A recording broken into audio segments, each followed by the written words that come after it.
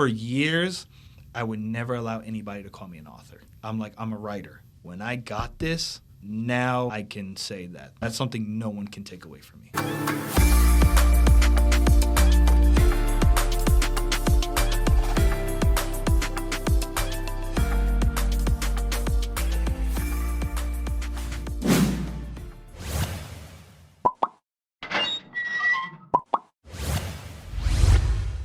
Welcome to Profession Session. I'm your host, Brody Vinson, and in this show, I interview all types of professionals, whether it be business owners, entrepreneurs, corporate stars, or any kind of professionals in their respective field, just to learn a little bit more about what's made them successful so far. And today on the podcast, I have Giancarlo Carrasco. How you doing? And Brian Coggins Jr. Hello. Thank you guys for being here. Thank you, man. It's been a pleasure knowing you for so long, and thank you for letting me come on this. Absolutely, man. Yeah, we could kind of get into that to start out. Just kind of the backstory of how we met is a little bit unique, and we got to catch up recently. It was really cool. Yeah, man. I think that whole boot camp experience was like one of a kind for us. Yeah. So a little bit of context there. So we were both in the UCF digital marketing boot camp a couple of years ago. This was after graduating. About a year after graduating in my undergrad, I decided to go back and get it, and we were in that together, and it was completely digital. So this was the fall semester after COVID first started. So we're right in the midst of COVID, and kind of shook up everyone's careers in crazy ways, as everyone knows. Yeah. So that led both of us to pursuing this digital marketing boot camp to kind of get in and learn what digital marketing even was for a lot of us. And it kind of just provided a way to get in and bridge that gap between the digital world and all the changes we were seeing. Yeah, for sure. I know for me especially, it was kind of ushering in a new era of digital, everything. Yeah. It wasn't just marketing, right? It was like online classes. It was doing digital marketing. It was marketing in general as a whole. It was getting into social media.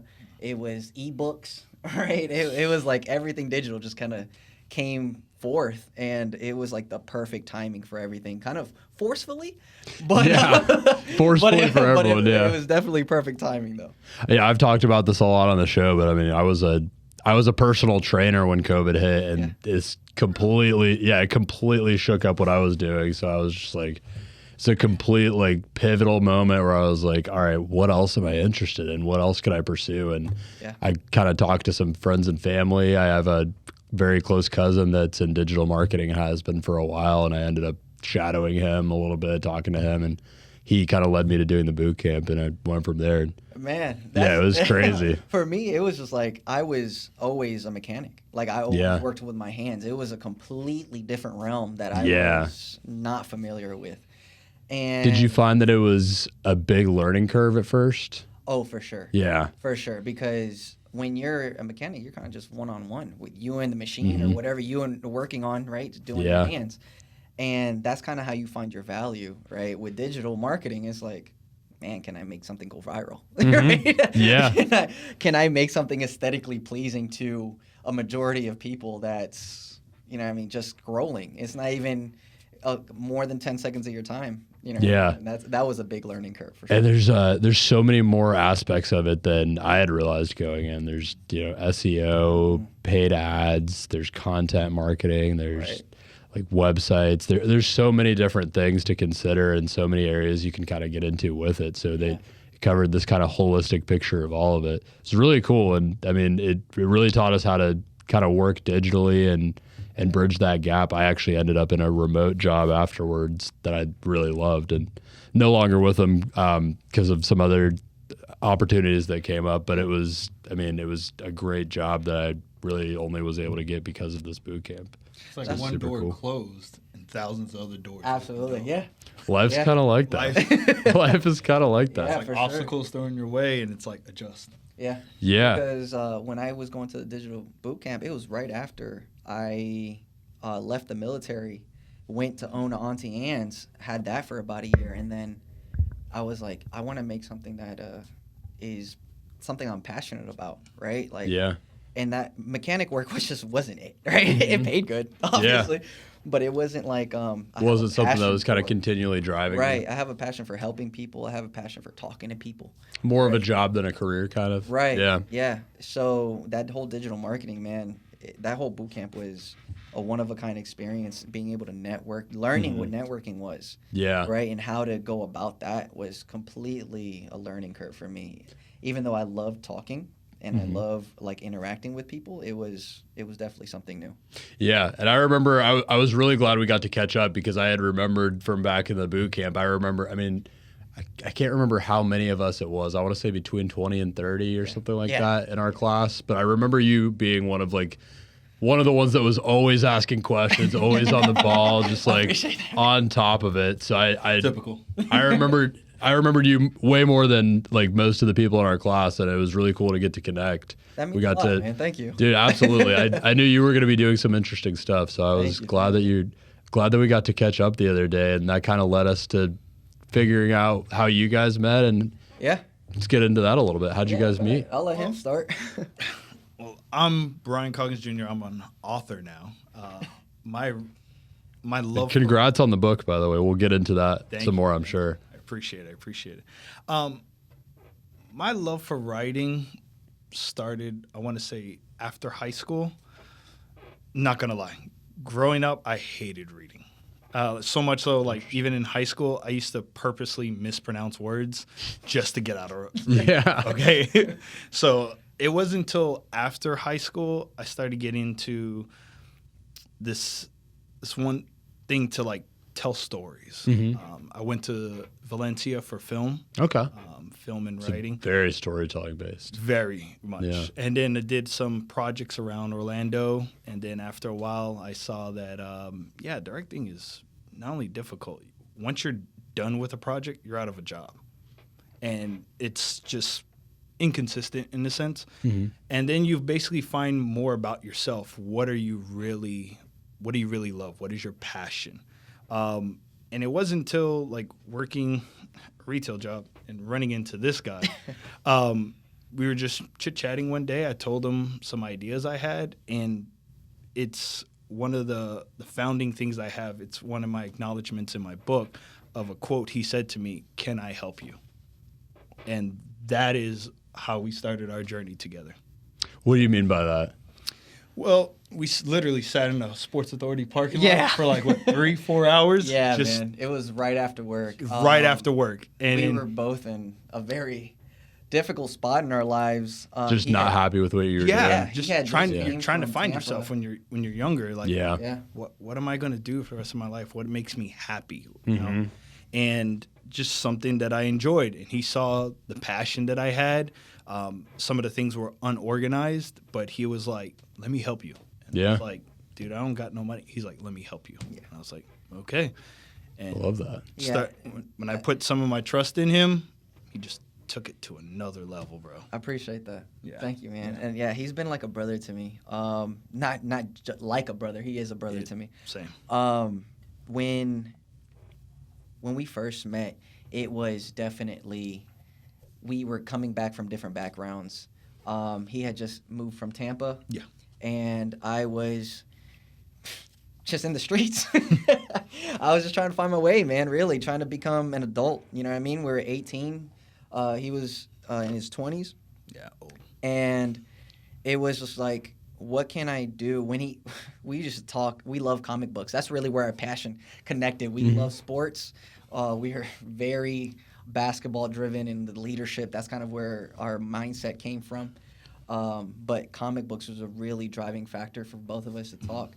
And when he told me about his stories, I was like, man, I think like this can be something special. Yeah. You know what I mean? Like, and I didn't want nothing from him. I just wanted to be a part of the journey. That was something that I found out when I was young. A lot of my mentors, a lot of people I was talking to was just like, you don't have to worry about how much money you're going to make. That will come when you enjoy and you love your passion. I really believe in that too. I really do. Right. You're going to work way, way harder and more passionately about something if you take that approach. And that kind of goes back into I was telling you the thesis of my shows. Yeah. Really anything can be a profession if you're coming at it with passion and real drive and a mission, and you can make something of it. Yeah, and that's how our friendship really flourished. He saw the genuine excitement that I had for it, right? The bigger picture of it, because he was like, you know what's funny is that this book isn't even the first book. The book that really got me on and wanting to go for the journey is actually our third book. Our third book. This is the third? No, this is the first one. This is the first one. But the one that got me on is going to be our third book. Gotcha. Okay. Right. So it's not even it's made, but it's not even released yet. Gotcha. Okay. And it's just like that vision that I had when he first talked to me about it. I was like, we can build a universe. Yeah. Like, this is something like DC type, Marvel type. And I was like, I want to be able to build this with you.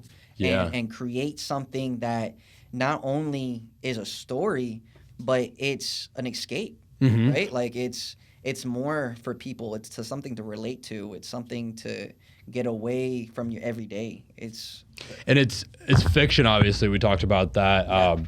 And you mentioned kind of creating this whole universe. That makes me think of a couple pretty main things that I'm into right now. Are you guys into Lord of the Rings or Game of Thrones? Game of Thrones, man. Yeah. It's my show. Yeah, I'm watching both of those right now. It's crazy. I love them. They're great. That to me, that is the greatest TV show written I've ever seen. Except for the end. We're not going to get into that. We're not going to get into that. If you just kind of extract the 8th season, forget about that. Yeah. Parts of the 8th season are good. Parts. Maybe like after like a couple things, but the prequel that's coming out right now, House of Dragons, is freaking awesome. He's been all over this, just talking even before this. Yeah. Oh my God. I told him, I was like, yo, Game of Thrones was a 10 out of 10 for me when it came to like character development, storytelling. It did things I've never seen. Like, it had stakes every episode. Yeah. So are some of those big kind of tenets and things that you really saw in Game of Thrones big inspiration pieces for you and your writing? Those are cores for me. Yeah. When it comes to storytelling, any story, to me, there should always be stakes. If not, why am I picking this up? Why am I going to the movie theaters to watch XYZ? I have to be emotionally kind of invested. Yeah. So, for you, what is the storytelling process like? How do you get started? Oh man. Okay, so the first thing when I sit down with him, the first thing I got to say is, what is the theme? What is the purpose of this book? When somebody picks it up, why are they reading it? Why am I reading it? Yeah, there's no purpose. There's no point of it, right? Like, and if I can't emotionally get in touch with this book, I can't write it. Yeah. I just generally can't write it. I can't just go sit there and write it. It has to be, I take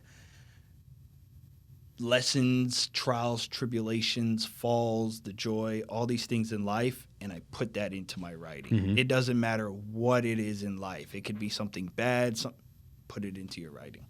I see that with the George R.R. Martins, J.K. Rowling's, taking personal experiences, they put it in a fascinating, type of world, and those are one of our 3 things that we say we love.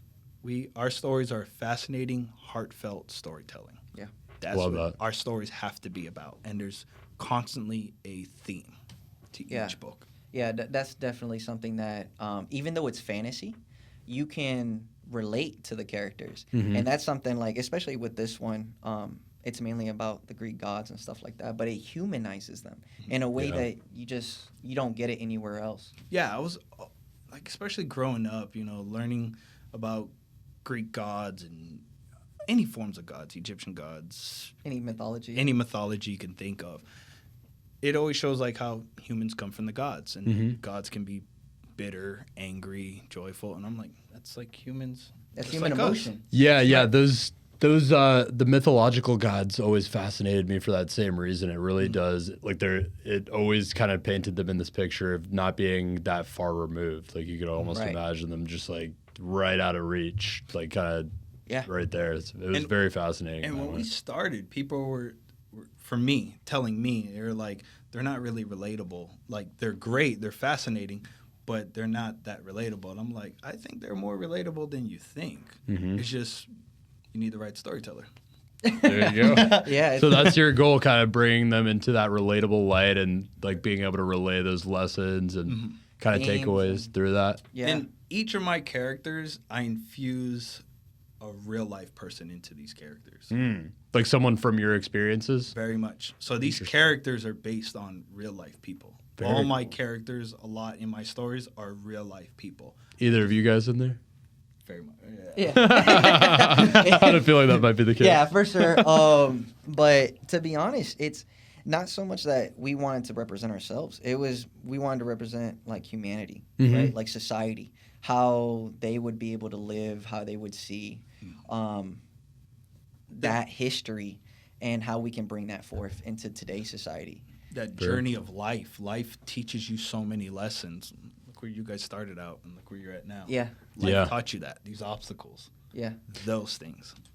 We were kind of geeking out about this when we caught up the other day about the fact that we both did this digital marketing boot camp, and it went completely different directions after that, and ended up meeting back up for something like this after going completely different directions. Yeah. Just kind of bringing it back.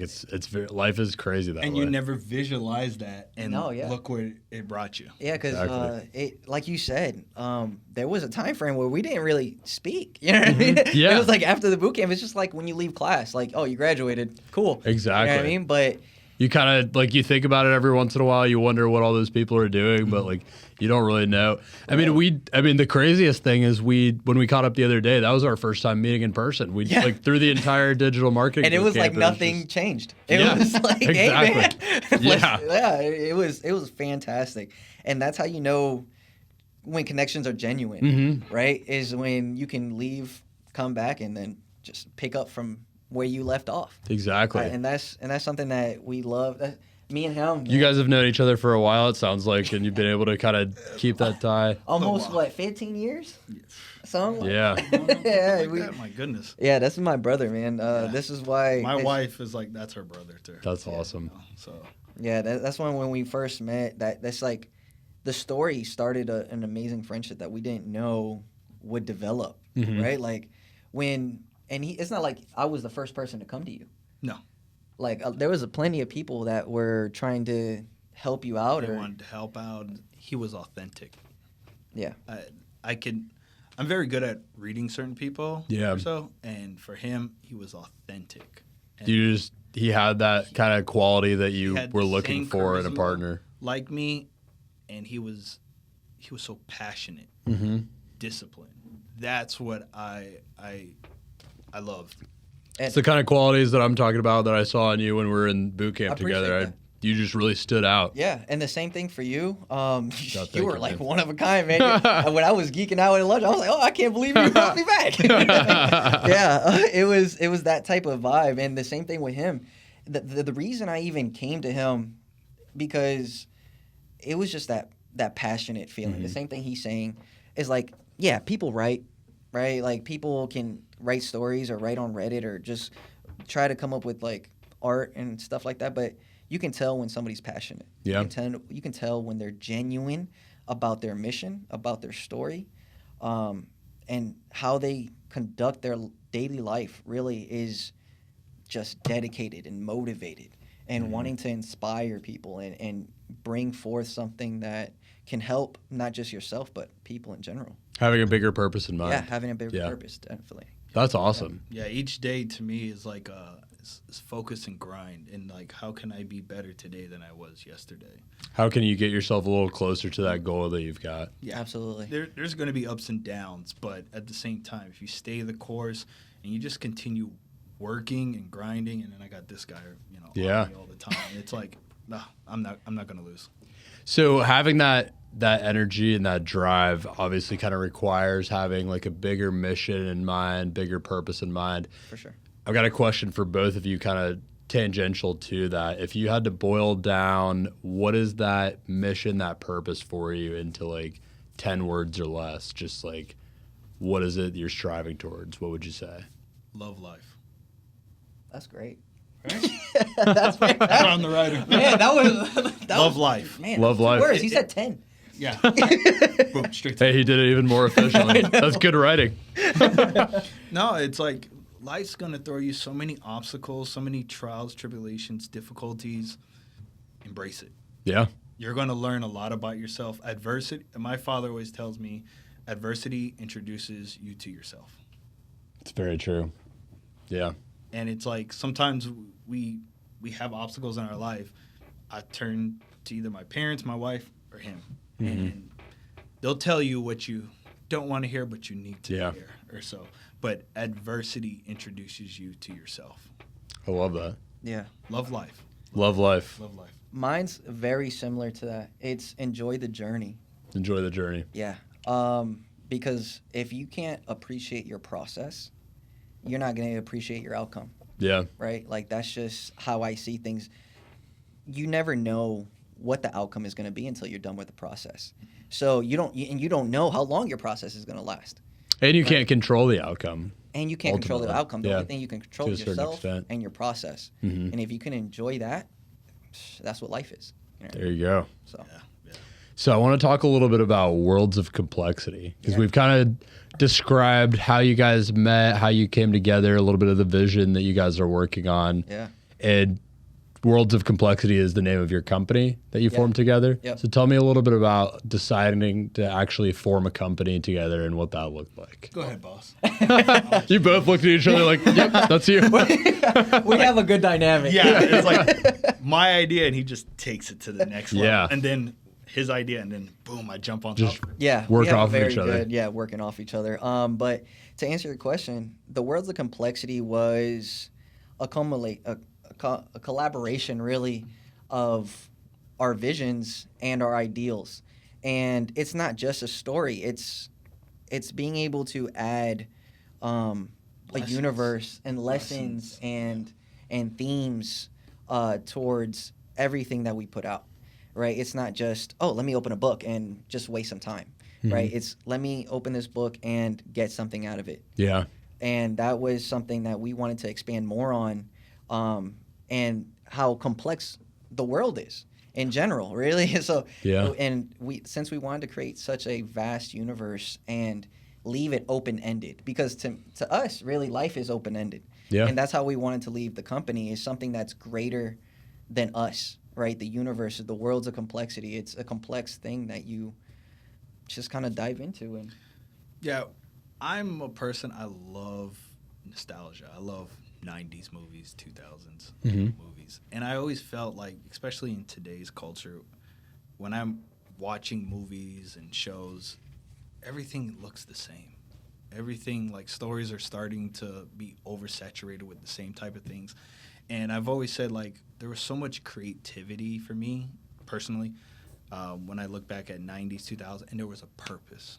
There was a theme to certain things, and like, that's what we were like. What is the purpose of we're writing this? Yeah. When someone picks this up, am I helping somebody with something I'm going through? And it's to also show that whatever you're kind of going through in life, in a sense, you're not going through it alone. Like, we all have our issues, problems, joys, so forth and so on, and these characters are going through similar things. Yeah. And it's a way to escape and feel like you're part of something as well. Yeah. And that's what comic books did for me. Yeah. Yeah. Yeah, for sure. Yeah. It was an escape. Yeah. It's like a way to bring that to another audience for you, kind of. Yeah. And then our dynamic, it was just like a match made in heaven, really. Like, he was a very passionate about storytelling, and I was very passionate about getting it out to people. You know what I mean? And with the background and the knowledge on how to do it. Yeah, exactly. And I just wanted to be something bigger than myself, and I thought that this was it, and this is what we're building. You know what I mean? So. And he has, like, a lot of creativity, and it's for me to pull that out of him. Yeah. And the same thing with I'm sure you guys vibe so it's- well because of the creativity aspect, because to write a book like this, you've got to have a lot of creativity as well. I'm sure you kind of relate on that point. Whiteboard. Multiple massive whiteboards. Massive whiteboard. Yeah, because it takes a lot of research as well, because it's not just what we're trying to get out of a book, but it's also giving respect to those mythologies and giving respect to those characters, honoring that because them. we're not trying to disrespect any culture or any Yeah. mythology as well. We're really trying to put them in the front light. You know what I mean? So are these just kind of more based off of Greek mythological characters and other mythological characters, or are they kind of re-envisioned characters? A little bit of both. Okay, like elements of both. Very much. So, Interesting. like, we show in our series what you've read upon in history that's happened, and we time jumped it. Oh, wow. Yeah. We time jumped it to trillions of years later.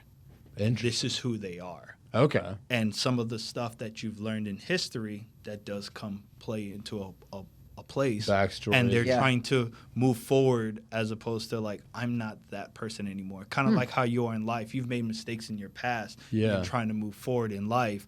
And these kind of obstacles.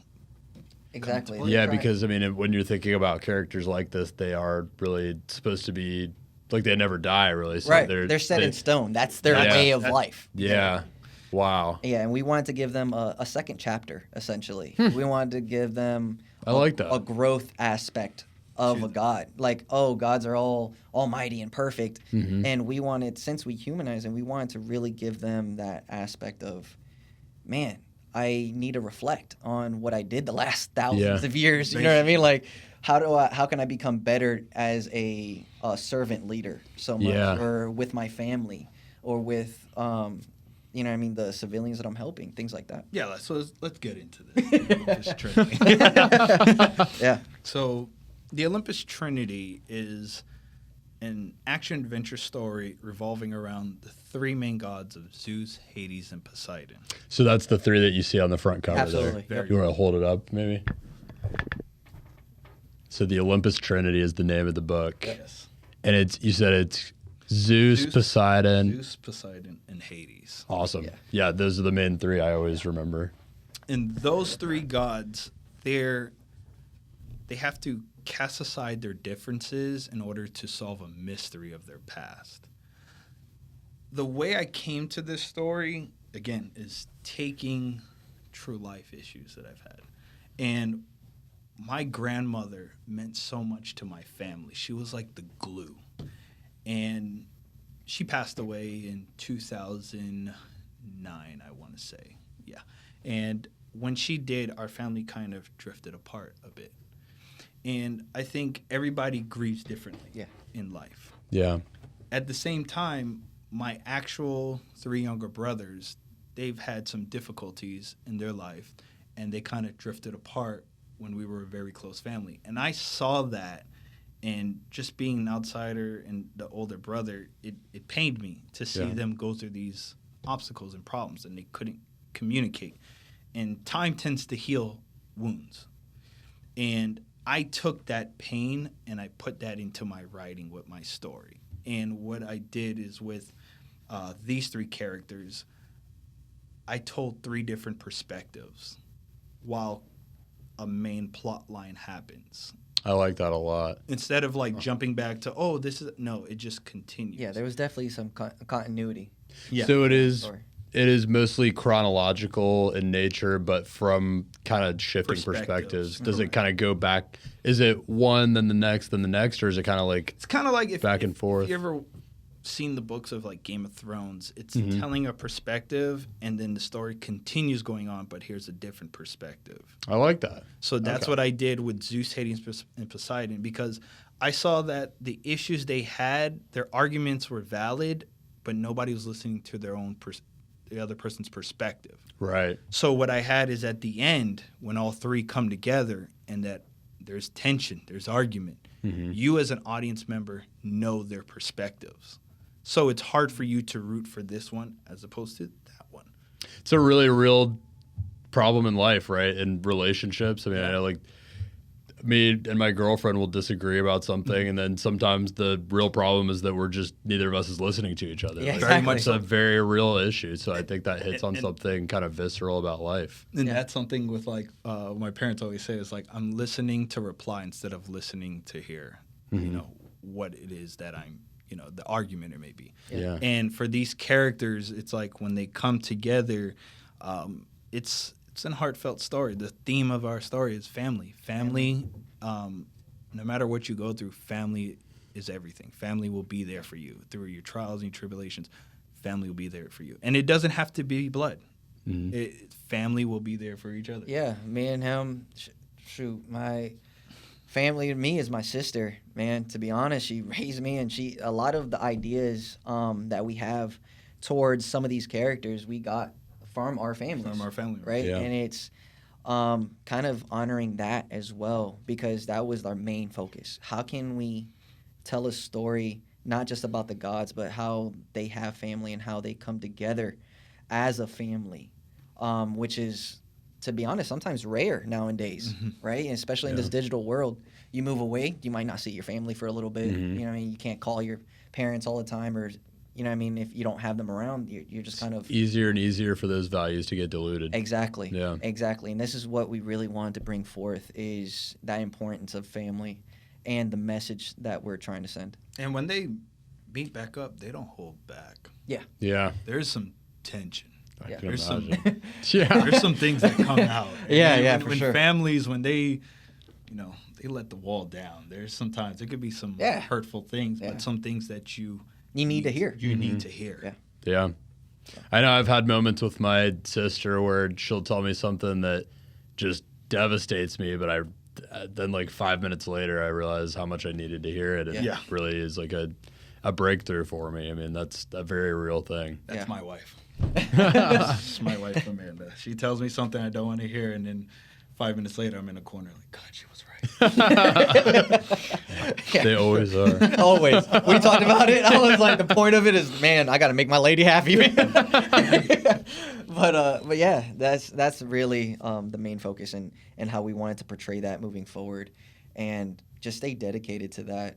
And like we said, every book is going to have a theme, and one thing, another. And would you say, you kind of said the main theme, I guess, for this one is family, and how Right. family is always there for you. Yeah. Right. If you had to boil it down. Right. Love that. Right. Very much so. Very cool. Yeah.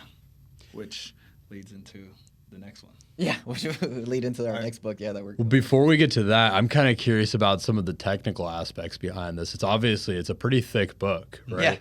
Yeah. How long did this take to write? I would say this took me about 1.5 years, 2 years. Yeah. That's not too bad, actually. Which But- is And this was the first one? This is the first first one, but I've Yeah. written another one, which Okay. will be the third book in the line. right, like we Right. said, this was actually we had come up with the third book, Right. and I'm not gonna say the title or anything yet because Not yet. Yeah. but that was the journey in general, though, for the creative process of making that first book, switching plans to see what would be best moving forward, what would be more relatable to people nowadays. A lot of like the Percy Jackson books and stuff were coming out, the movies were coming out. We're like, I think people can relate to this type of story first. Yeah. And it brings something that's already relatable. People already know about the Greek gods, right? So it would make that transition into the market or into storytelling that much easier for people to kind of pick up and read, because they already know. You can conceptualize Right, it. you can kind of conceptualize They don't know what's in the who book. I am. Why would you trust me? Right. So when you see something like this, especially, this beautiful artwork. Right. Giancarlo. I appreciate that. Yeah. So you're responsible for the artwork? Yeah, man. I was going to comment on that. That looks fantastic. Yeah. Like, great job on that. Yeah, we could show it again. So, I'm not sure if it's in frame. Here, I'll hold it up here. Okay. So this is the artwork. I might just do like even a digital overlay of it. Yeah, I in the video appreciate there, that. But yeah, it looks great. Thank you, man. Thank you. But yeah, so we just thought and game planned a lot, but research, man, what, like 10 years in the making? Yeah. For like, With all the research and yeah, everything. with all the research, We met in swapping 2010, plans. and our ideas just kept blossoming and getting bigger and bigger. Yeah. And I am one of the most stubborn people you will meet. This guy beats it into my head. He was like, "You're so stubborn." Like, he will. Like, I swear, you got to be more open-minded. like, no, I have an idea what I want, but at the same time, it's like we think about the fans, we think about the people. What's going to bring them the most joy? Yeah. Yeah. heartache. The reason you're doing it. The reason I'm doing Right, it. because we have to implement that bigger purpose, right? It's not just because not he'll get about into these as like, nah, man, this is how it's going. I'm like, you're not your audience, man. Yeah. You got It's the truth you don't want to hear, Yeah. but you need to. Sure. right. So That's probably a pretty cathartic and healthy process, honestly. Being kind of forced to have to step back from your own way of thinking and your own perspective a little bit and step back into that mode of thinking. Yeah. The amount of ideas we left on the cutting board.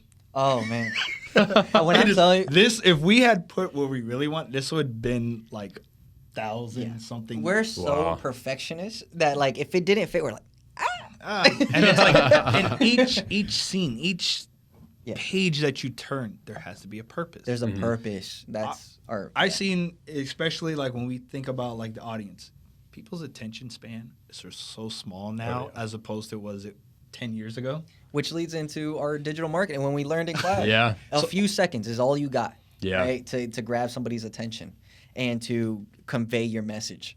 And if we can't do that within a certain time frame or a certain amount of pages as it comes to the book, Yeah. hey, we're kind of, you know what I mean? It's going to be left on the shelf. Exactly. Match made. Match made in heaven, man. That's why he'll read some stuff and he'll be like, man, this is a great idea. And I'm like, yeah, we're going on too much. Cut. Yeah. He'd be like, no, because he'd be passionate about something. Yeah. And I'd be like, no, there's no purpose to this. Is it moving the plot? Is it developing the character? Yeah. No. And vice versa. I was going to say, and vice versa, it's probably great that you have the two of you working on it collaboratively like that because then you can always there's always kind of a sounding board one way or the other. Oh, man. And when I can't tell you how many times we'll talk about something, we'll go on tangents, like hour-long tangents. Like arguing on the smallest Yeah. littlest We're like, thing. we'll sleep on it. Sleep on it. Yeah, it's like we'll sleep on it. And then the thing is, like, my wife will have like her family members, like a cousin over, or my siblings, and they'll be like, "What are they arguing about?" And we're going on an hour 15, just arguing on something so small in the scene, like something on the table, Or like how a sentence comes off. Or Yeah. like how a certain paragraph comes off. Like, does that, like, will they understand that? Like, does it come off with enough emotion? Do you feel it? Are they We're like, nah, they're we're gonna understanding the sleep on pain? it. No, we're gonna sleep on it. We're going to sleep on it.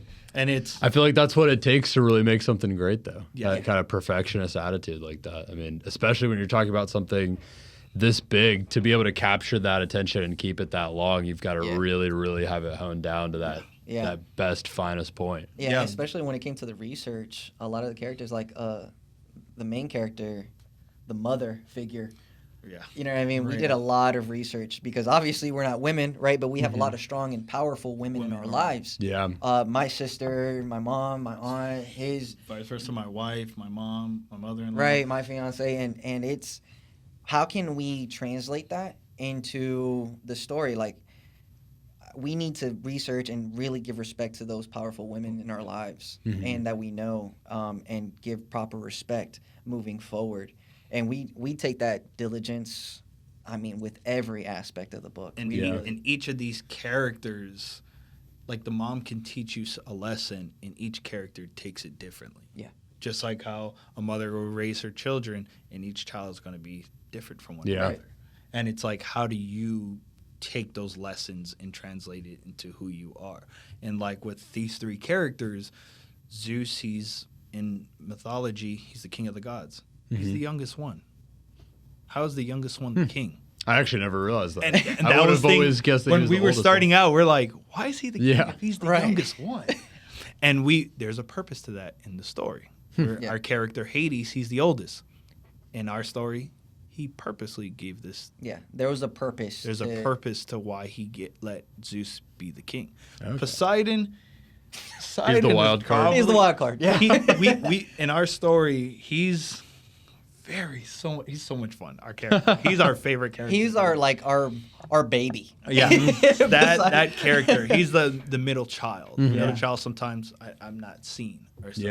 Yeah. And with him, he's what's the best word to describe? Outlandish. Outlandish. at any point in time he can flip out. And we said, like, in a sense, he's a bit bipolar. Like the ocean, though. And that's why the ocean is erratic, because of, like, his same different tides. moods Right. and whatnot. Yeah. Interesting. Him being the oldest child, me being the youngest child, we're like, we got to make this middle child. Yeah, yeah. we got to make this middle child worthwhile. But these characters, which was the best thing for me, they're based on my actual brothers. Yeah. The drawings of these characters, as much as people will see, like, oh, that looks like Zeus, those are my brothers' faces. And we just aged them up a little bit, add certain wrinkles and stuff, but those are my brothers. How do your brothers feel about this? They loved it. That's awesome. They're like, wait, this guy made a book on us? I was like, yeah, our problems are out there. Yeah, and his brothers are just like my brothers, man. And that's why it was just so fun to get into that process and have a resource to pull from. Yeah. Because obviously, like I said, we did our research, but we needed to humanize them. So being able to pull aspects from real people and throw them in and kind of just make this cocktail of just, I mean... it's like their moods, their principles that they fall back upon, or so their core values of each individual character are vastly different. Yeah. So when you read these perspectives, it feels like you're reading 3 different stories in one thing. And as the main plot is going along, they're looking at it differently than the other person. So when they all come back together, there's tension, but there's a lot of comedy in here too. I like it. Yeah. As there should be in any story. Yeah. So this is the first book. You talked about the third. The third is kind of coming up now. What about the second? The second one, oh man. Man, I'm not gonna lie. I am more excited for our second book. It's called The Eyes of Isis, The Serpent's Sting. Okay. And is it the same story, or are these all kind of like their own book? Like they're their own books, but they're interconnected. Okay. So you as an audience member, you can pick up Eyes of Isis and read it and enjoy it. Okay. But if you were to read Olympus Trinity and then read that, you're like, oh man, I'm seeing this. Yeah, like, that was mentioned in the other book. And and that's what we want. Kind of loosely tied. Yes. Yeah, and that's what we... all part of that universe. Right, Very much exactly, so. part Very of the cool. universe. Everything is leading to the bigger picture. A bigger picture. Yeah. Everything, like, from the very first book to our very last book when we're done, it's all leading to the bigger picture and bigger theme of things. There's purpose. Yeah, There's a purpose to why we're doing this. Yeah. And this is why it took so long. The You have to writing figure of the out what book, that purpose even right, is. writing the book was relatively short, but creating that process and actually giving it a purpose and a passion is what took so long, because we were so meticulous on, all right, when we do this, we got to have it connect this. How do we connect it? Does it make sense to connect it? Should we shift it over? And it was just a very meticulous Everybody, process. like, especially in film storytelling, everybody wants to tell a universe. They want to make money, so forth, so on. Sure, yeah. And when we look at something like, say, what Marvel's created, they gave love to the characters first before they brought them together. Yeah. And that's something we were like, that's what we got to do. Each character. Sure, yeah. They did each individual story and backstory of each of the characters before they even came together. Yeah. Right. But you rooted for each individual character on their journey. And then when they came together, it was like, oh man, there's that guy and he's interacting with this dude. Yeah. And that's his personality, or interacting with her, or so forth, and vice versa. And that's what we wanted to give that respect. Let it stand on its own. Let it breathe, or so, before we do what's before you introduce the next thing. And then the Eyes of Isis is actually a Egyptian mythology. That's what I was thinking based on the name. That's cool. Okay. And so we're That's connecting very cool. multiple mythologies and then leading it into modern day societies. Wow. Okay. So that's kind of how we're trying to involve. Is that what the third book will be? Yes. Modern like, kind how of did society. we get into Okay. the idea of gods? Yeah, it's very close. Yeah, so like with the Eyes of Isis that we set up in the Olympus Trinity, there's gods, there's deities, there's other beings out there. And the Egyptian gods in our series, we call them the deities. Okay. They're to kind of differentiate them a little bit. Exactly. Yeah, and I think they were referred to as deities a lot of times, right? Yeah. Very Interesting. much. And there's like thousands of these. Of the Egyptian ones? These Yeah, there's a Egyptian lot more, deities. right? Yeah. And Greek. and with our research that we found, there different stories of them. And we said we wanted to bring our own type of flavor into it or so. With this story, the theme is to show responsibility and representation. Yeah. In the Eyes of Isis one? Eyes of Isis. Okay. And it's told from a female. The main character is a female, which is Pharaoh Isis. Which differentiates a lot from this one because it's three brothers, right? Yes. Right. Okay. And with her, there is so much strength in a woman. They go through so much stuff. You're earning so many brownie points with your wife right now. Because being raised by women, this is what it turns into. But it's like some of our ideas will spring back to them, like certain obstacles that they go through. And they go through so many different things. And we wanted to show that in the book without like smacking it right on the nose. Like certain stories will throw it in your face. Yeah. And women, you know, they have to at times, you know, they gotta cook, they gotta have a job, they gotta take care of the kids, they gotta make sure, you know, not only bills, but they gotta make sure appointments are being done and so forth and so on. And with us, we did it where she's the pharaoh. She's got this responsibility and that and this and that, and then she's also got to be a mother. To is that Cleopatra, the pharaoh? Was she the pharaoh? There's so many stories. Yeah, there's Cleopatra is definitely so one many of the different pharaohs. stories. Yeah. So, but that was our goal in telling this story is that her being the pharaoh, she holds so many hats, which runs parallel with what a woman goes women through. are doing now, right? They have to wear so many hats. And even though she's still a god, like again, we're humanizing a god, and still like she's a goddess, she's a pharaoh, but she still has to do everything a woman has to do. She goes through right? pain. Like she goes through her pains ups and emotions, and she's a wife, she's a mother, she's a leader, like. And she doesn't have all the answers, right? And she fails. She succeeds. She goes through ups and downs, just like we all go through on a daily basis, right? And the way we start that off in that chapter 1, that is and we definitely pulled from a lot of the powerful women, like Eyes of Isis is really the combination of all the women that are in our life and how we wanted to represent them as a queen or as a pharaoh, you know what I mean? And that's what so we're most we excited did about. basically we did a research paper, and we went to 20 to about 30 different women, different ethnicities, you know, like different backgrounds basically. Wow. And we asked them the same questions, deep questions. I'm not gonna lie. Very deep question. How did you source your kind of audience for that? Like, did you kind of pick particular women or try to cover like a vast variety of different women, or just like as vast and diverse as you could? Yeah, because we really wanted to find what they all had in common. Yeah. Right? Like as people in general, you can go from white, black, brown, different ethnicities, different races. You're all going to have something in common, right? And that's the same thing that we wanted to pull. It's honing on that. Yeah, it's honing on the kind of tried and true principles that apply to every person. Right. And we asked them like 10 to 15 different questions. Wow, okay. You have no idea how everybody almost had identical answers. Really? On a lot of the struggles. Different walks of life. What are a couple examples of those some of those like deep, hard-hitting questions? Motherhood, basically. Motherhood was a big one. How handling these things they do on a daily basis. What kind of mental strain does it put on them? How do they feel at the end of the day? Do they feel overworked? Do they feel, it's questions like that. And it's how is being a woman in power feel? You know what I mean? What kind of responsibilities do those differ from being a man? Yeah. And how those responsibilities can sometimes get skewed, you know what I mean? And not given enough credit. Raising their children.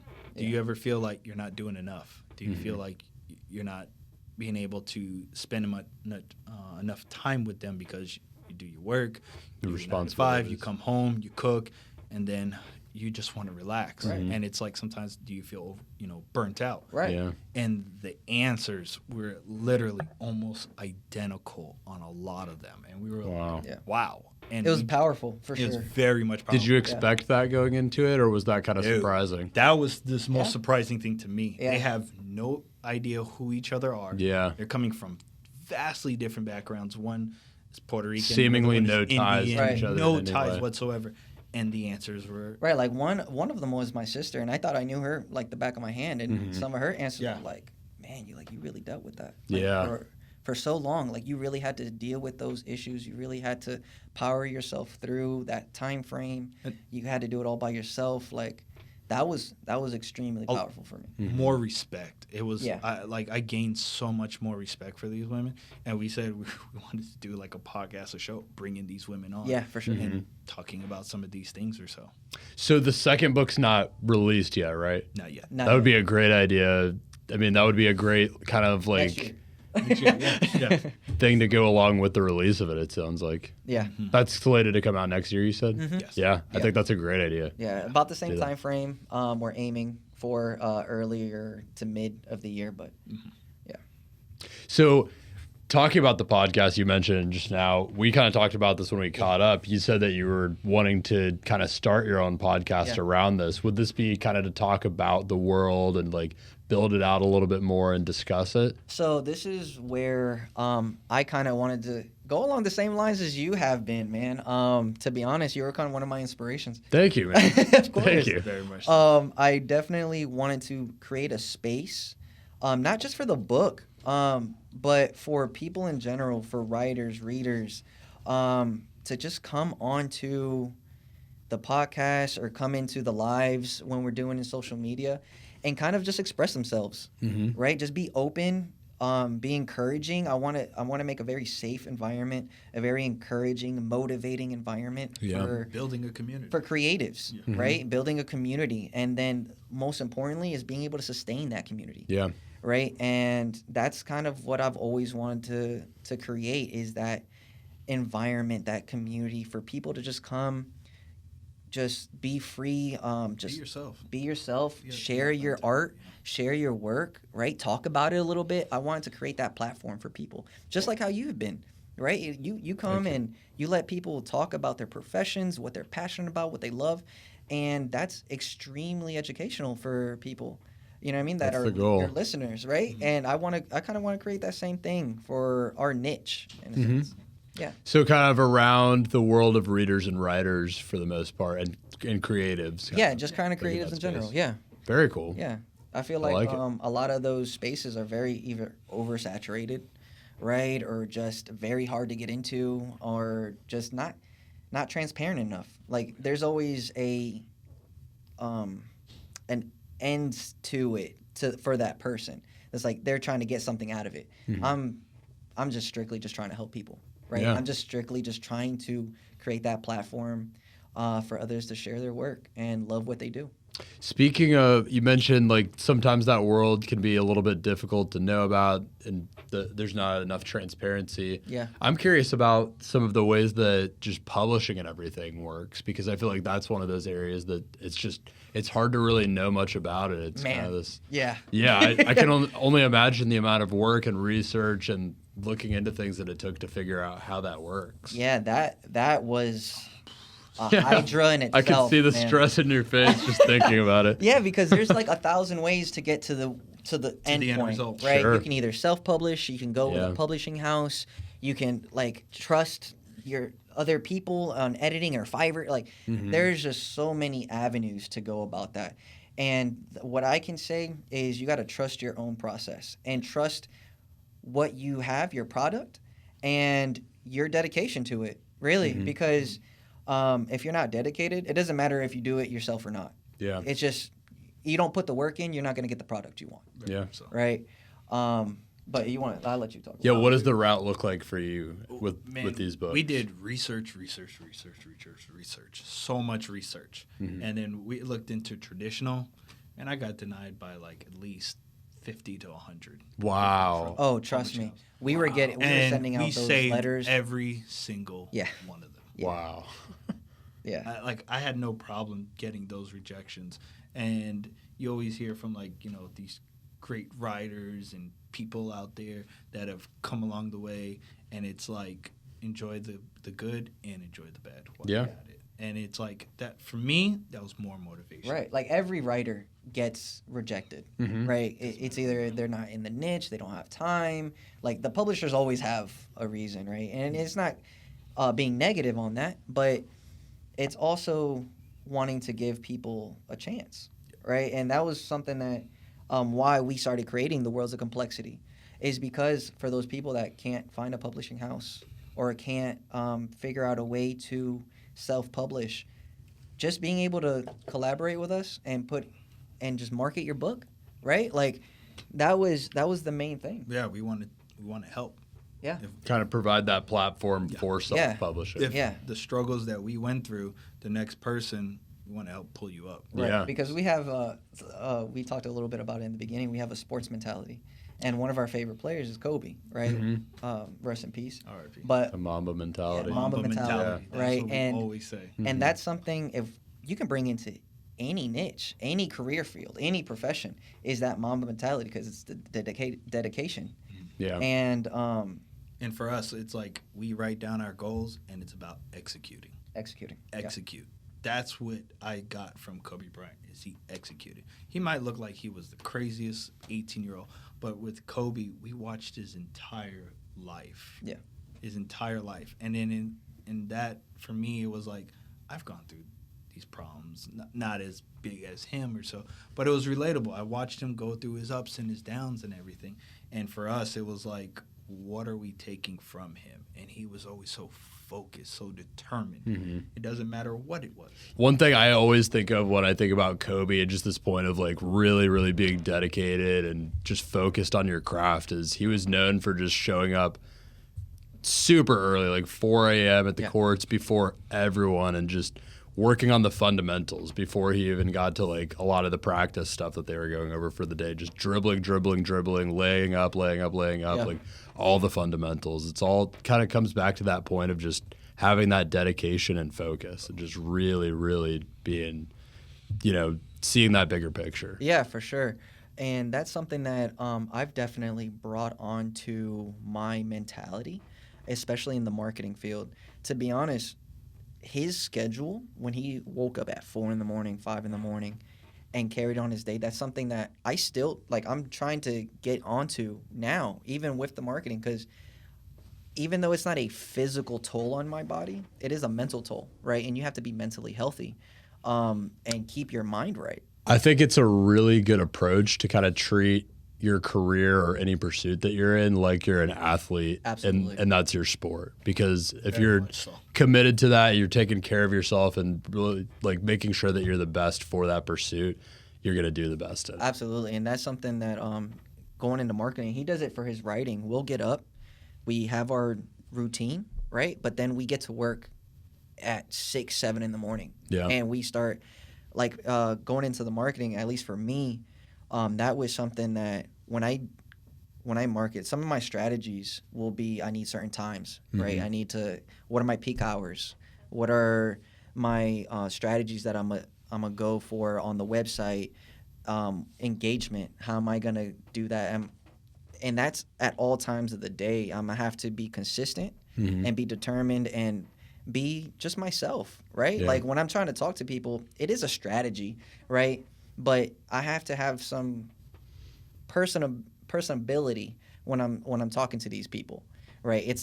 It's a product at the end of the day, right? And it's still like every sale is a hoop for me, like it's a basket, right? Yeah. So I got to create that, whether it's an email template, whether it's the strategy for the day on social media, whether it's content creation, you know what I mean? There's so much into it, like the SEO. There's so much into digital marketing and marketing in general, whether it's traditional or not, that you still have to have a schedule. Yeah. Right? Like We're big on schedule. yeah, you can't just You definitely let me wake up at noon and get on Instagram. You know what I mean? Like that's just not how it works, and you know that as well. And all the professionals, they all have their own schedule and their own process of things, and this doesn't change. You know, it's the same thing. Very much so. How do you distill down and prioritize particular channels within your marketing strategy? Because we talked about how there's so many different areas to think about, consider, pursue. Yeah. One thing with digital marketing is if you're not a team of dozens or hundreds of people, you can't necessarily be perfectly servicing every area. So you have to kind of prioritize and figure out which channels, which areas are going to serve you best. Right. What does that look like for this pursuit? Research and testing. Yeah. When it boils down to it, you don't know what's going to go viral until you put it out there. Yeah. Right? Like you have to do as much research as you can. What are my demographics? What worked in the past? What didn't work in the past? What audiences reflect more? Am I focusing towards women right now? Am I focusing towards men, a certain age group? Things like that. And that all is just testing, man. Testing and research. That's marketing in general. That's the animal that it is, right? It's actually, you have to enjoy the journey of marketing because you don't know what the outcome is going to be. That's a huge thing that drew me to digital marketing is this concept of it's always changing very fast, and it's something that it forces you to stay up to date and keep up to date and stay on the ball and really, really do your research. Right, and something that I still like is that even though it forces you to stay up to date, you still have to maintain your routine and your traditions with old marketing. You still have to know how to talk to people. Yeah. Right? You still have to have a conversation. You still have to hold it. You still have to be able to sell whatever you are trying to put out there. And that's just across the board. That's from sales 101, right? Marketing 101. Yeah, those core principles don't change. Those core principles. They evolve, but those core principles. And like how the tactics evolve. And that's how you were talking about knowing those core principles, understanding the best and newest tactics. Right, and those would be my fundamentals. That would be my layup drill, my dribbling drill. Yeah. That's getting back to the core and doing the research and doing the testing, and that's how that segues in. For his writing. My writing, it's like I'm the same exact way when it comes to scheduling. You got to stay on your schedule. Yep. And then there are times throughout the day you need mental breaks. Yeah. Because I'll be deep in something, and when I write, like I said earlier, if I don't emotionally connect, I can't write it. Yeah. I'll be sitting there bawling, crying as I'm writing something, and then I got to step away. Yeah. And then I'll come back and I'm like, God, this is mentally draining on me, and it's like, all right, give me 15, 20 minutes. And that talking about mentally draining, that reminds me when we first started our social media, and I told him it was going to be a process. I'm like, hey, man, social media is a monster, right? No matter what channel, no matter if it's Instagram, Facebook, Pinterest, whatever. If you're trying to become viral on something, it's a process. And with followers, with likes, with comments, he's like, man, this was it. Yeah. Like, why is it not going? I'm like, and it was our first post, man. Yeah. And what kills me is like, we'll be 3-4 posts, and then like the 5th post, boom, we jumped up from like say 20 likes to 600. Like, oh my God, this is going great. The next couple, and then it's like, and it was like, what happened? And then nothing. It's just the algorithm. He was like, yo, the algorithm changed, and I'm like, what? And that was something that we were very. He was getting tedious on. He would like check the likes like every hour on the hour, and I'm like, man, you're gonna go crazy. Yeah. And that was something that we learned. I know in the digital boot camp, that was something that he told us, like, you can't focus on the now. Like, you got to, the long-term picture is what you're focused on. Exactly. Right. So you got to keep it consistent and just stick with the long-term picture. Exactly. For this podcast, for example, if I got upset every time one of my clips only got 200 views when the one last week, I had one a couple weeks ago, maybe even last week, that out of nowhere got like 40,000 views. Yeah. Just out of nowhere. And then ever since that, a lot of them have been getting like 200, like on the same channel. Yeah. And it's keeping it up, understanding that bigger picture and knowing that like you're working on the thing you want to be working on and you're working for a bigger picture. Same thing like the book. It's like I focus on one little chapter at a time, and when I do my schedule, it's one scene, one little tiny thing. Focus on that, give it your all, turn the page next. Yep.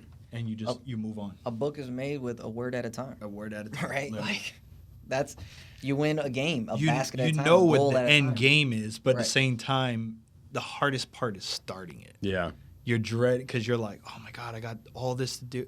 Just start one tiny little thing at a time. One word, that's it. Yep. Yeah. What's a good amount of words for you to write in a day? Oh my God. Like an amount that you feel good about. Does it vary a lot? It varies because like I can imagine. Because you got these peaks and troughs, I'm sure, of like inspiration, focus, like And emotional connection. Right. Yeah. And then it's like your brain goes, Yep. and it's like 2-3 Writer's days block. writer's block. Yeah. So, oh my God. But I don't even concentrate on the words. I concentrate on the scene, and it's like, did I convey what I set out to? And it's like sometimes it'll be more impactful than what I originally thought. And then these quotes, these things just come to me. Like So you kind of go in with an intention for the scene that you're working on, and yes. and then whatever it takes to get to that eventual end goal of that intention. Like we have a very, very detailed summary. Oh yeah. Our summary is like 200-300 pages for It's one. almost as long as the book, to be It's honest. literally, Wow. yeah, probably like what this book is, I think it's 330 some pages. Our detail will be like 500 pages. And it's just focused on one thing. And so when I go to write, I'm focused on that one little thing. Because if you think about the grand scheme, it will overwhelm you. Yeah. Yeah. And that's Paralysis something, by analysis. absolutely. Yeah. And that's Yeah. something that we have a good dynamic with, because he'll be like, hey, man, I wrote this chapter and I don't know how it's going right now. Yeah, yeah. He's like, I either left your name in the Google Drive for you, highlighted, just And kind of work on it for me. I'll leave his name, like, need Giancarlo help. And Yeah. he'll go in there, control find, type in Giancarlo, Right. and I was like, I need your help. Or if Yeah. I don't even want to look at that scene anymore right now. And he'll be like, okay, and he'll be like, just take the day off, man, and I'll day work off. on it. Or same thing for marketing, and because I know our product is so good, right? Yeah. And it's like, why haven't we gone viral yet? Yeah. Like, That's an important thing about having a partner too. Is Yeah. Ultimately, you're always gonna have some times where you might even have times where you completely lose sight of the goal and you're just Right. defeated. You're like your energy is that gone, creeps in. and then your partner needs to be able to be there for you in that moment, come in and take the brunt of it and really carry the team. And then Yeah. by there the was same times, token, man, where I would have to take like a week or two off just because my mental, like, I couldn't get it, man. It Yeah. was just like a lot was happening in my life. A lot was happening with my career. A lot was happening with the book. A lot was happening in school. You know what I mean? And, Yeah. And you're like, and it's like for us, what we do to get away, we go back to like basketball. We'll go Yeah, to the court we go back and we'll to try to basics. beat the living hell out of each other. Nice. Playing basketball, we're not even thinking. Yeah. We're letting all our frustration out. Punching bag, for me, just going on walks, jogging, whatever, just to get away. Yeah. You have to It's refresh your important. mind, Yeah, and I having do. that another set of eyes Yeah. is so refreshing, especially when you're working on something that you're passionate about. Yeah. Is you want it to be so perfect, but when you have another set of eyes that has that same vision and that same, not just motivation but dedication and just And we're coming. nitpicking on it. It's We're just- coming at it from a place of love. Like whatever I tell him, he knows I mean the best for him, Yeah. and vice absolutely. versa. because we you've built fight. that trust with each Because other you built over that years trust and over years, Yeah. and for me, it's like I value what he tells me. Yeah. It may not And be vice what versa. I want to hear, Right. but I need to hear it. And Yeah. then it's like, all right, next day, and more or less 98% of the time, he is absolutely right. Yeah. And it frustrates me because it's like he'll tell me something. Oh, we should try this, and I'm like, nah. And I'm like, let's test it. Let's Let's test see it. what the, I'm let's like, see what the fine, audience whatever. says. And then like 4 days later, I'm like, God, he was right. I'm like, oh man, but it's But it's healthy, man. It's healthy. Yeah. It is something that you have to have checks and balances in everything you do.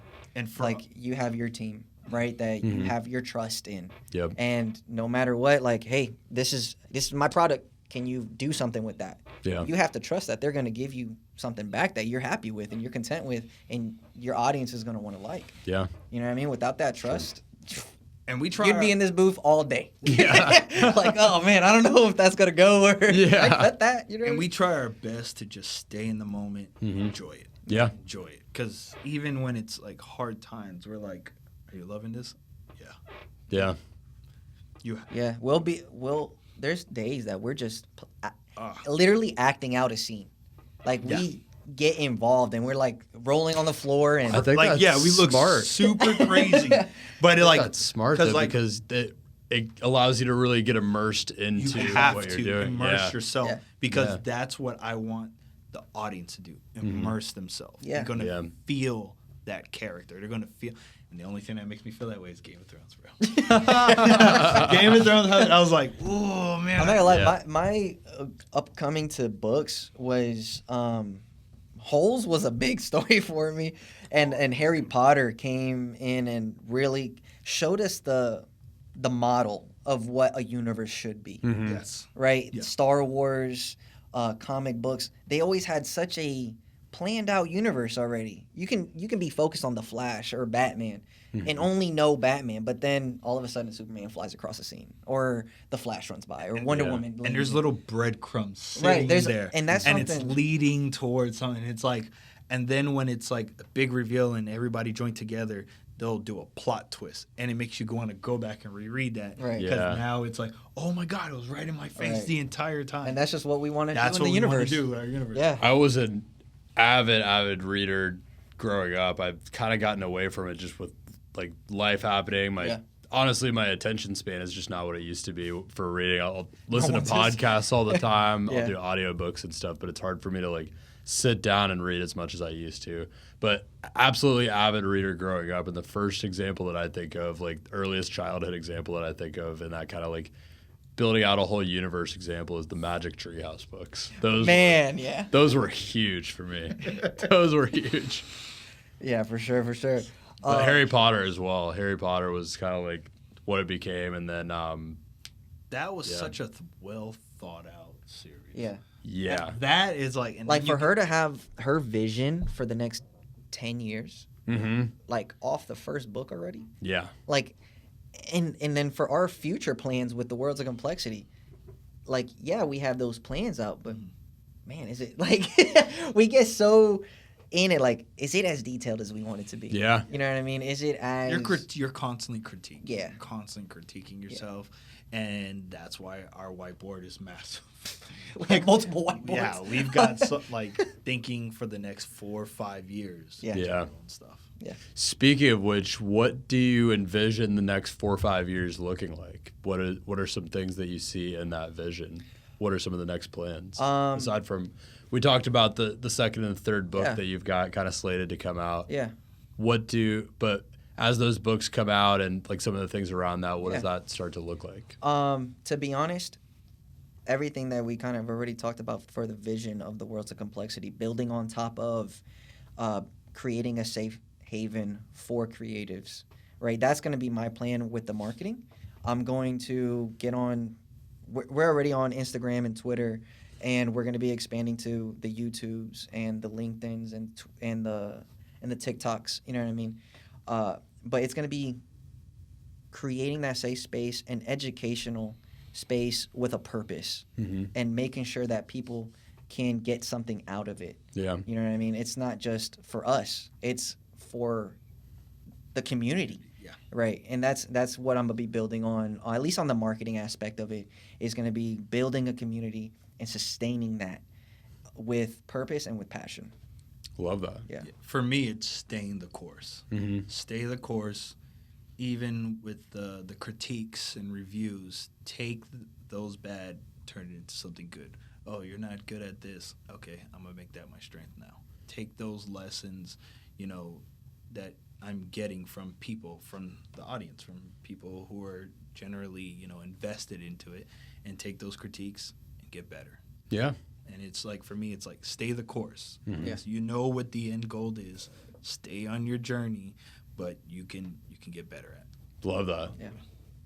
So I've got a couple repeat questions I like to ask in every interview. All right. That we kind of talked about off air a little bit. First question I have for both of you, and either one of you can answer it first, but kind of want to hear your individual answers on it. Man, go first. Is so this has been a long, kind of drawn out process for you getting into this and how you started and everything. And obviously we've talked about a lot of things that you've kind of learned along the way. If you could kind of go back in time and just talk to a younger Brian as he was first getting into this, maybe even from the moment you even realized that you were going to be an author, that you knew you wanted to be an author, and you could take a couple of the pieces of wisdom and knowledge that have served you well that you've learned over the years, what are a couple things you would do differently or tell them to do differently? Go find Giancarlo. No. Okay. Realistically, if I had to tell myself, I would say enjoy the ride. Yeah. Enjoy the ride. Like, I had so many dreams and aspirations younger, and it was like I wasn't executing. And it's like, enjoy the ride. I wouldn't, for me personally, I wouldn't change anything because I am who I am today. I am the writer that I am today because of these trials and tribulations. Like, I wouldn't be able to become who I am now if I went back and told myself, hey, XYZ, I don't think I'd become the writer I am today. Yeah. But if I had to do one small, tiny critique, it would be like to enjoy the ride. Because I'm so, oh, man, we have this idea and this and that and that. Yeah. And my wife and Giancarlo like, just shut up and enjoy right now. And it's like, okay, all right, yeah. I'm always on to the next. Yeah. Like, especially when, man, that moment when we got that. For years, I would never allow anybody to call me an author. I'm like, I'm a writer. And they're like, no, you're an author. I'm like, no. When I got this, I was like, Then you were like, I'm an actual author. I graduated. I'm an author. Like, now I can say that. That's something no one can take away from me. Yeah. Love that. For me, it's going to be patience. Patience is a virtue that I just have not had in my life. I can relate. And also to be confident in yourself and in your decisions. There's a lot of times where I'll tinker or I'll see something and I'm like, nah, man, I don't think that's it. But the one thing I learned is you got to trust your gut. You got to be confident in your decisions moving forward. And whether that decision is right or wrong, you got to be patient and let it run its course. Yeah. Right? Because you're not going to know the outcome until the very end. It's true. Being true to yourself. Being true to yourself is definitely it. But yeah, patience, confidence, and like you said, just enjoy the ride. Right? Enjoy your process as much as you can. Tomorrow's not promised. Right. Enjoy right now. Yeah. You got to enjoy the moment. Love that. Yeah. Great answers, both of you. Thank you. Appreciate it. Of course, man. Thank you. Thank you. And then the other question I have for you, I kind of mentioned to you guys before, the thesis of my show here is really anything can be a profession. And I think professions look different for everyone. So being that the name of the show is Profession Session, I'm curious, what does it mean to you both personally to be a professional? To me, to be a professional, I would say is putting everything you have into it and making sure to follow through, right? You got to being a professional is being motivated, being dedicated, and just following through, right? Executing is what being a professional is, and being able to know your faults and grow from them. Yeah. Yeah. Love that. For me, and I know he's going to agree, is to be disciplined, execute, and be authentic. Yep. Those are the three that just means the world to me or so. It's like there is no other me out there. So be myself. Love that. Yeah. 3 core pillars. The awesome answers. So thank you guys. And the last thing I would ask you is just anything else that you guys would want to talk about, plug, kind of leave the audience with today. Man. Yeah. Get your copy of the Olympus Trinity. Trinity. Get your copy of the Olympus Trinity. It's out now on hardcover and paperback. On Kindle. Amazon. If not, just Google me. Yeah. Brian Coggins Jr. This guy is the reason why you can Google me. Giancarlo's got his SEO on point. I appreciate that. Yeah, but just follow us on social media, on Instagram and Twitter, and more updates come into the social medias. Yeah. Look out for book number 2 coming next year, it sounds like, and then book number 3 after that at some point. Yep. And if you're listening on audio, check out the show notes for links to find these guys on everything, to find the book and everything. I'll kind of put everything in there. And if you're watching on YouTube, it'll be in the details of the video. And anything else you guys think of that? Thank you so much. No, really. Thank you guys for being on. This has been awesome. It was a genuine pleasure, man. Thank you. Thank you so much, bro. Absolutely. This is awesome. Awesome. Well, it was great to have you guys on. Thank you again for being on. My guests today have been Giancarlo Carrasco and Brian Coggins Jr. of Worlds of Complexity and the Olympus Trinity. More books coming soon, more podcasts coming soon maybe, and all kinds of stuff happening. And Thank you so much for tuning into Profession Session. I'm going to go ahead and tune out now. Thanks so much for tuning into Profession Session. I'm your host, Brody Vinson. Stay tuned for new episodes every week and short clips of deep dives into specific topics that I put out on different social media channels. We could be found on YouTube, Instagram, LinkedIn, Facebook, TikTok, all major podcast platforms. You can find my guest in the details of this video or podcast. And if you happen to know a young standout business owner, professional, or entrepreneur that you would think would be a good fit for Profession Session, DM me or get in contact with me anywhere and just let me know, and they could be the next to tell their story here. Until next time, again, this has been Profession Session. Stay focused, stay hustling, and stay networking.